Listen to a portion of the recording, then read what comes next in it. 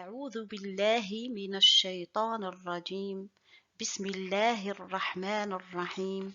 الحمد لله وحده، والصلاة والسلام على سيدنا ونبينا محمد عليه ألف صلاة وسلام.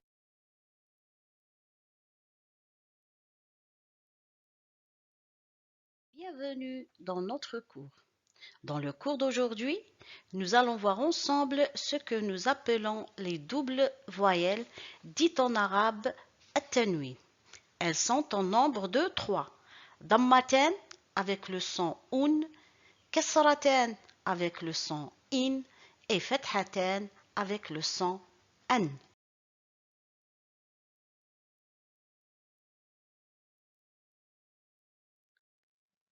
Je commence toujours ce cours en demandant aux élèves d'écrire bun et voir la manière dont ils l'ont écrit. Parce que ce sont des débutants et que nous n'avons vu jusqu'à présent que les voyelles brèves, la fatha, la damma, la kasra et le soukoun. Ils ont donc écrit comme ils l'ont entendu. Bun.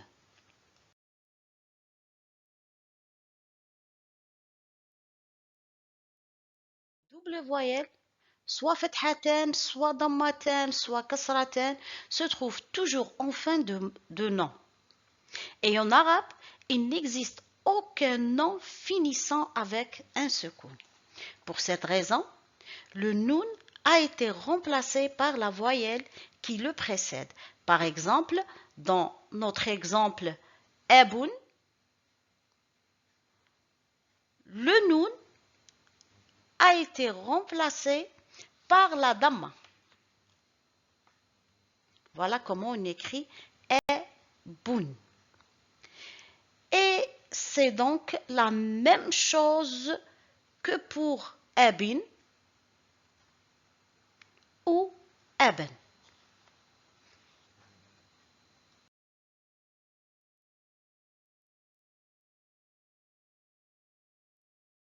At-tanwin est un noun sakin.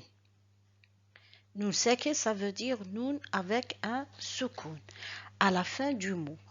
Seulement vocalisé, c'est-à-dire nous l'entendons mais nous ne l'écrivons pas. Et les doubles voyelles at-tanwin se situent seulement à la fin du nom.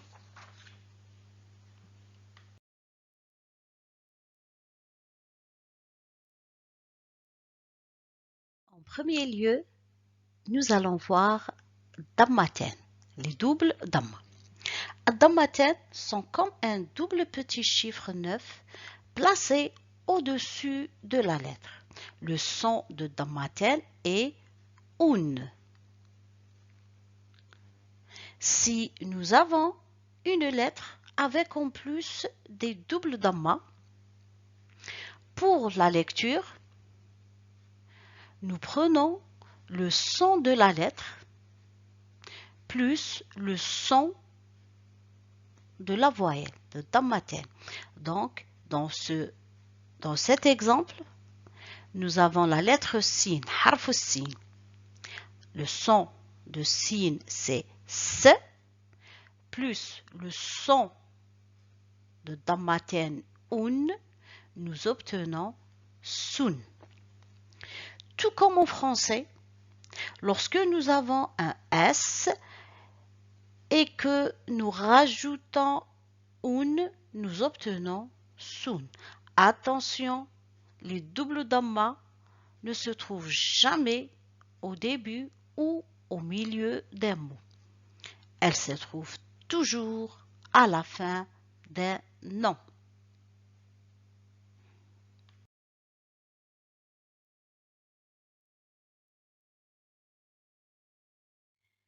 Des lettres vont défiler.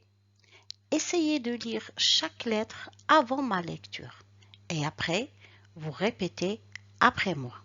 Nous commençons à la barakatillah.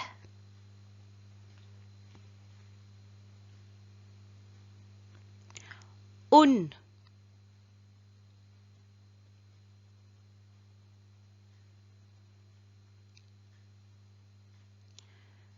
بن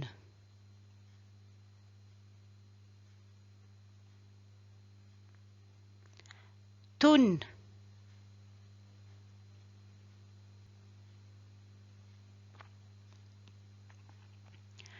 ثن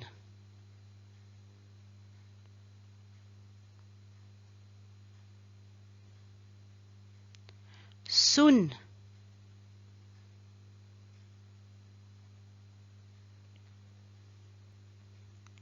لن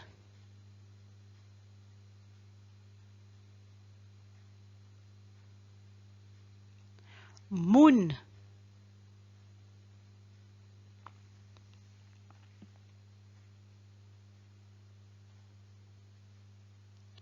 نن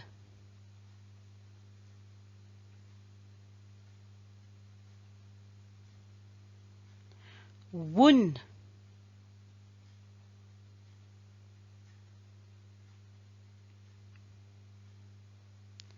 ين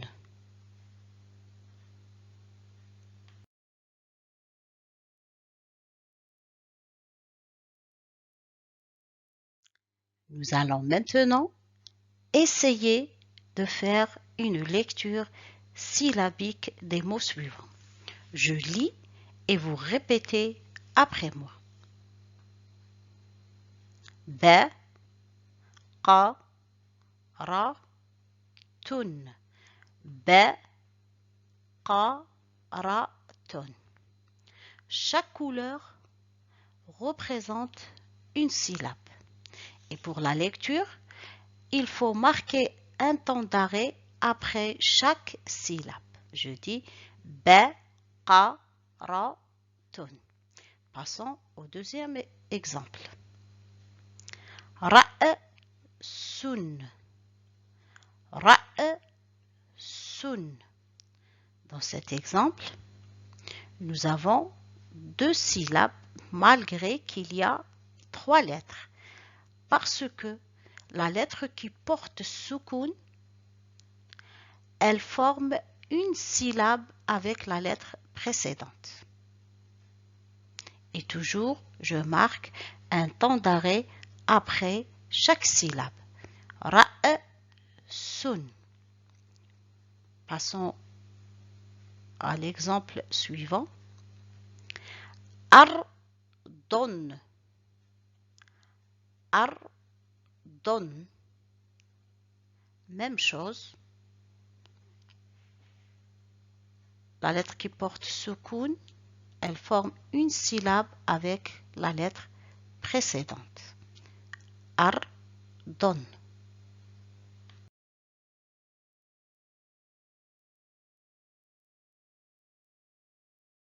Nous allons voir al-kasratain, les doubles kasra. Al-kasratain est une double barre placée au-dessous de la lettre. Le son de kasratain est in. Si nous avons une lettre avec en plus des doubles kasra, pour la lecture, nous prenons le son de la lettre et nous ajoutons le son de la voyelle, kasratain. Donc, le son de sin, c'est s, plus in, nous obtenons sin. Tout comme en français, lorsque nous avons une lettre, par exemple, S plus in, nous obtenons sin. Attention, les doubles kasra ne se trouvent jamais au milieu ou au début d'un mot. Elles se trouvent toujours à la fin du nom.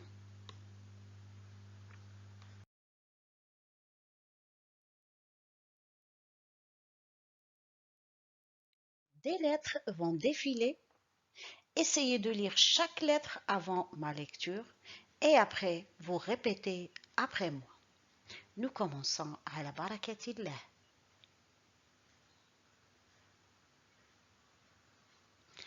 In,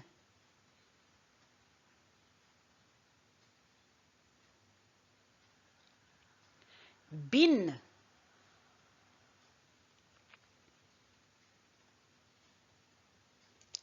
tin,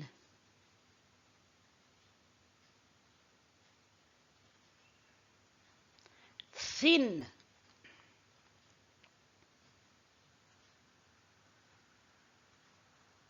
sin,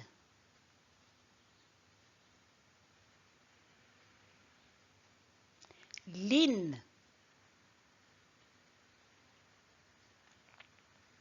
min,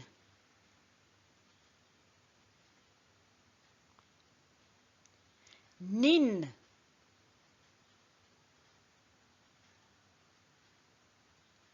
win.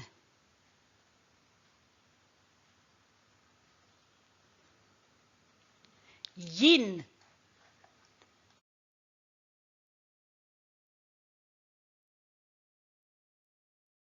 Maintenant, nous allons essayer de faire une lecture syllabique des mots suivants.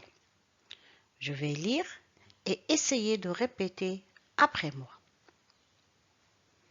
A, la, qin. A, la, qin. Alaqin. Ra, qa, ba, tin. Raqabatin. Raqabatin. Raqabatin. Ta, ba, qin. طابق. Je relis. علق. رقبة. طابق.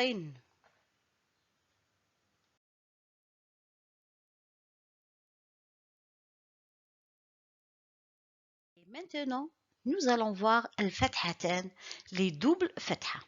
Al-fathatan, c'est une double barre placée au-dessus de la lettre. À la suite d'une double fatha, al-fathatan, on ajoute toujours un alif qu'on ne prononce pas. Le son de fathatan est an. Si nous avons une lettre avec en plus des doubles fatha, pour la lecture, nous prenons le son de la lettre sin, c'est s, et nous ajoutons le son de fathatan an, nous obtenons san. Il faut ajouter le alif à la fin qu'on ne prononce pas. Tout comme en français, lorsque nous avons un S et nous ajoutons an, nous obtenons san. Seulement pour la lecture, il faut dire san et non pas san. Attention aussi pour les doubles fatha. Al-fathatan ne se trouve jamais au début ou au milieu d'un mot. Elle se trouve toujours à la fin d'un mot accompagnée d'un alif qu'on ne prononce pas.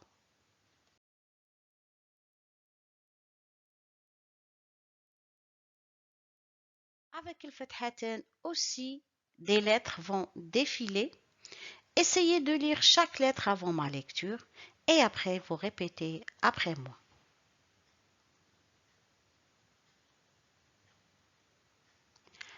An,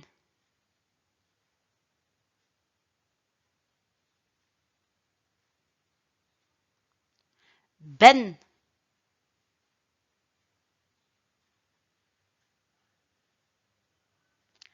ten,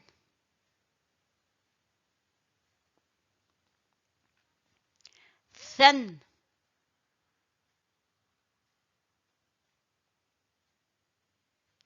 len,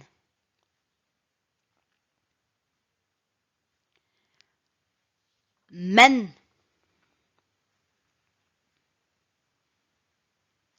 nen,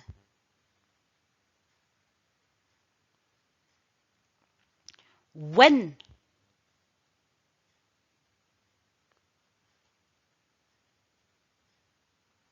yen.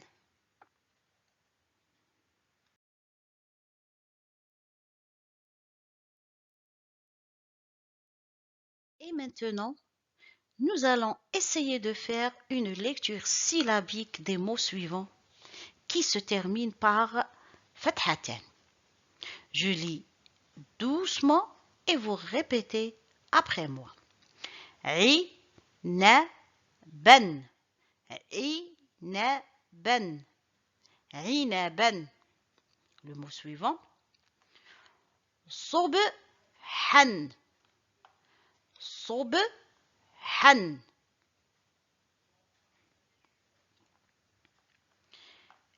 Jam'an, jam'an.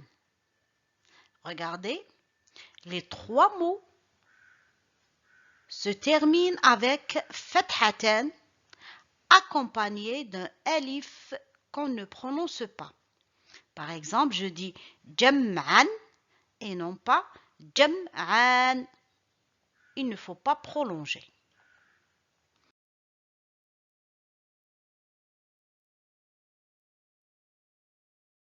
Ce que nous avons vu aujourd'hui, premièrement, on a dit at-tanwin est un nun sakin. Nun sakin, ça veut dire nun avec soukoun. Donc at-tanwin est un nun sakin à la fin du nom seulement vocalisé. C'est-à-dire, nous l'entendons, mais nous ne l'écrivons pas. Par exemple, ebun, nous entendons n, ebun, mais nous l'écrivons pas. Donc, les doubles voyelles tanwin se situent seulement à la fin du nom.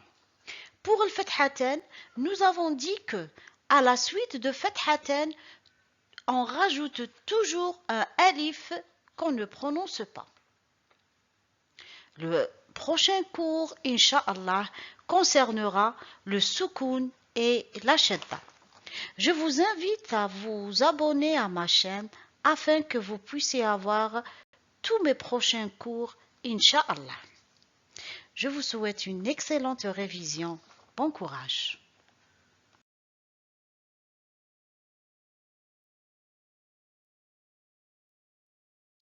دمتم في رعاية الله وحفظه.